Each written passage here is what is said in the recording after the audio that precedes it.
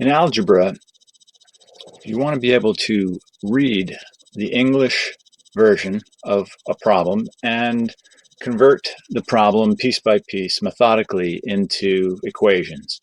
That's the language of mathematics, using equations with the various operators. All right, you've seen many of them.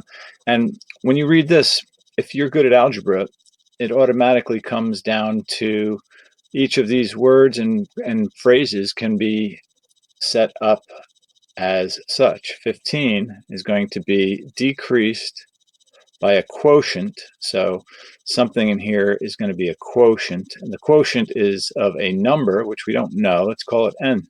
Algebra allows us to do that. We're going to create that variable. The quotient is n divided by 3. And the answer to the whole thing has to be 20.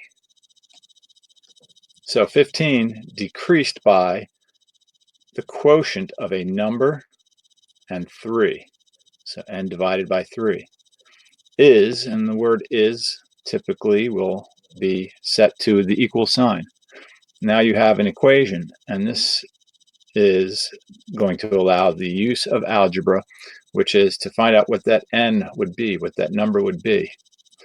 And to do that, we have to get n alone on one side of the equation, okay, and equal something, which means we want to get this 15 out of the picture. We want to get that over to the other side, and we're going to want to get rid of that 3, and that will leave n alone. Well, to get rid of a 15 that's being added in, so that would be a positive 15, right? So we can do the same thing to both sides of the equation.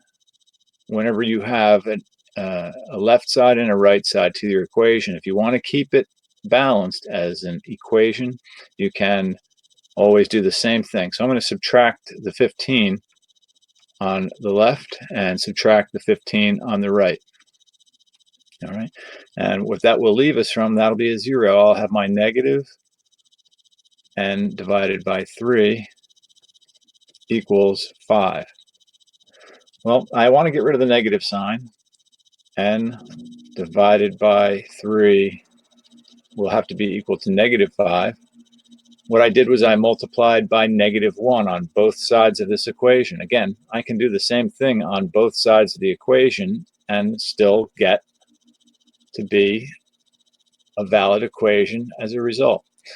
So now I have n divided by 3 equals negative 5.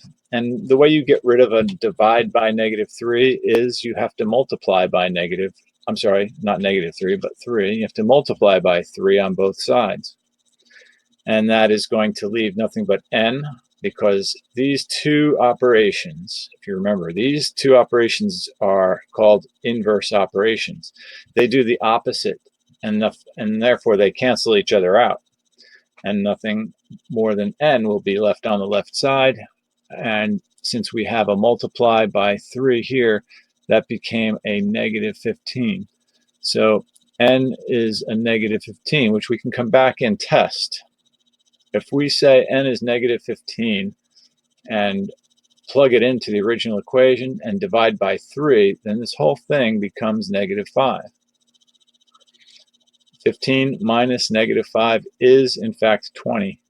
So we can put a box around our answer, and we know we have the correct solution. So to summarize this, you have to, number one, convert the English language into a mathematical equation and then solve for the unknown variable. Whenever you have an unknown variable, it can be thought of as a number, but you won't know what that number is until you go through the steps of algebra.